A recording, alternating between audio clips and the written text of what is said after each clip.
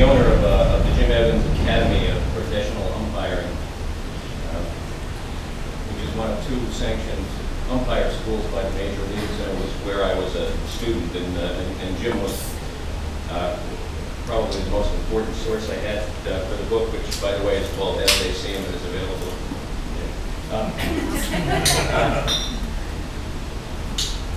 Jim was a source of some truly wonderful stories, and I'll tell you two of them, which sort of tell you a lot about the relationship between umpires and the people that they are sort of most familiar with and most contentious with, major league managers. The first one is about Billy Martin, who managed in New York for a long time in Oakland and Detroit. Billy was a drinker and a very contentious character. Jim did battle with him very frequently, and he likes to tell that we got along with Billy very well.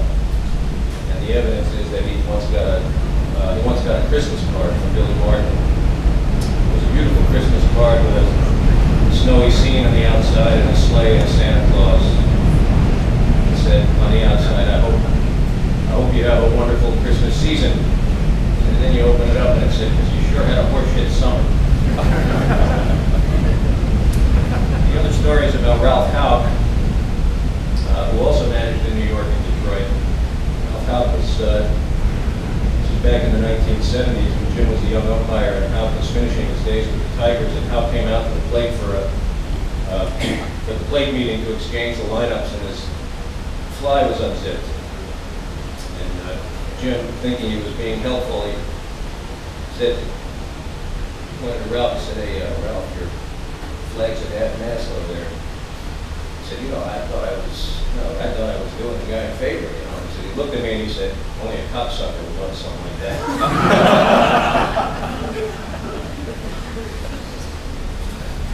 As They See Him I like to think of it as a work of sociology.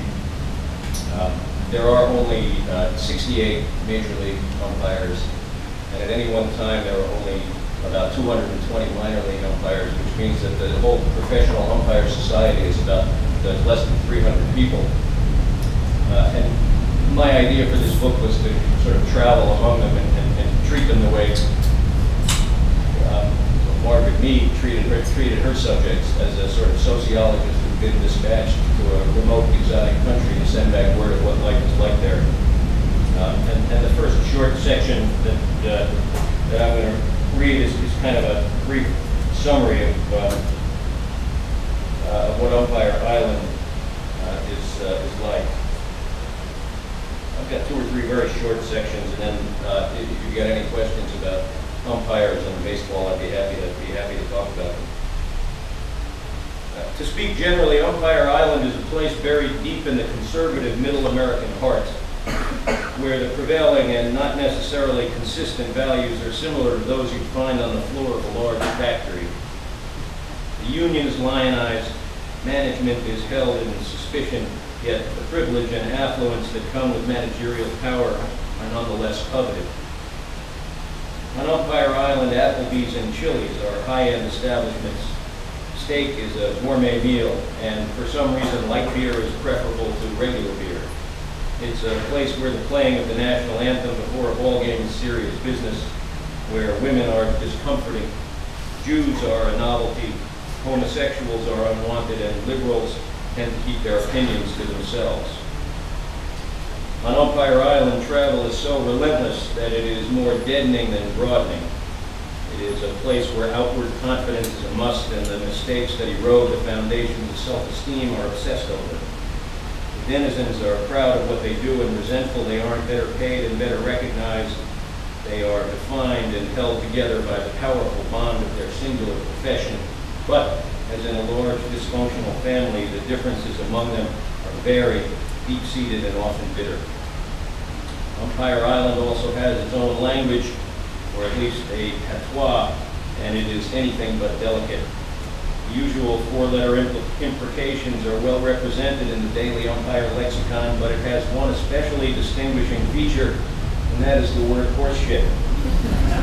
For some reason, horseshit is specifically a baseball term, having been the most popular and utilitarian curse word in the game for generations, as familiar a locution at the ballpark as strike three. I suppose it's a relative of bullshit, a word many people who aren't in baseball casually use, though it doesn't mean quite the same thing. Bullshit is basically a noun that means baloney, and it occasionally morphs into an adjective, for example, a bullshit explanation. Horseshit, on the other hand, is first and foremost an adjective, and though a horseshit explanation is, I suppose, the same thing as a bullshit explanation, and Webster's defines the two words more or less the same way, in baseball, horseshit means worthless or irredeemable, and it is applicable to, well, everything. A second baseman who has trouble with the double play turns a horseshit pivot. A home run hit off a lefty reliever came on a horseshit slider. The stretch of games through the middle of August that includes 17 straight playing days and 3 doubleheaders is horseshit scheduling. Far and away, however, the most frequent targets of the word are the umpires. They have horseshit strike zones. They make horseshit calls. Their eyesight is horseshit. Their attitudes are horseshit. Their families are horseshit. Their positioning is horseshit. At one game I attended, Alex Rodriguez, the Yankee celebrity third baseman, sauntered over to Bruce Fleming and gave him an unsolicited compliment. Something about how much he appreciated all of Fleming's years of professionalism. Fleming reported this to me, and when I asked Rodriguez about it the next day, he shrugged. He said, "Fleming, as the longest-serving umpire in baseball, deserved it." After all, Rodriguez said, all we do is tell them they're horseshit.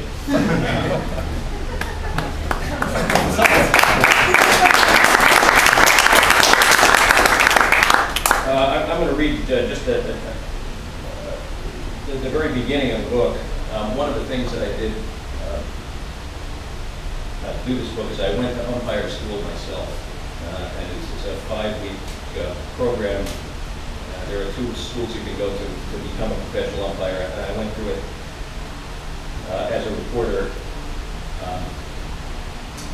And this is, and there's several chapters about my experience there. This is the very beginning. Just about the first thing they teach you at umpire school is how to yank your mask off without upsetting your hat. Umpires place great stock in their appearance. And if you're trying to make a call or follow a play with your hat askew or caught in your mask straps or, the worst, spilled in the dirt, you look foolish, inept, exactly the image you don't want the ball players, the managers, the coaches, or the fans to have of you. Like everything else in umpiring, or at least in umpire instruction, the method for removing the mask is reasoned and precise. You keep your head straight, your eyes forward, and you move your hand to your mask, not the other way around. The only reason you ever remove your mask in the first place is to watch a play on the field, and you never want to turn your eyes down, away from the play, even for a moment. There's no worse feeling, umpires will tell you, than looking up from a moment's distraction, seeing the ball on the ground, and not knowing how it got there. Anyway, you grab the mask with your left hand, wrapping your thumb, forefinger, and middle finger around it at 7 o'clock. You don't use your whole hand, you can't really, because your ball and strike indicator is also in the left hand, held snug against the palm by the ring finger and the pinky. So with the 3 available pink fingers in one swift motion, you pull the mask straight out from your face to clear the bill of your cap and then straight up and off. Okay. You don't toss it aside. Yet the catcher is the only one who ever throws a mask. If you have to come out from behind the plate, run to a spot to make a call, you have to hold up your arms to signal foul. Even if you have to use your left hand and pump hard with your elbow to sell the call that the ball was touched in fair territory. Fair ball, fair ball, fair ball! Hold your mask tight. This is all, of course, rudimentary. Something a professional umpire will do with muscle memory and a shrug, the way a concertmaster will toss off a warm-up arpeggio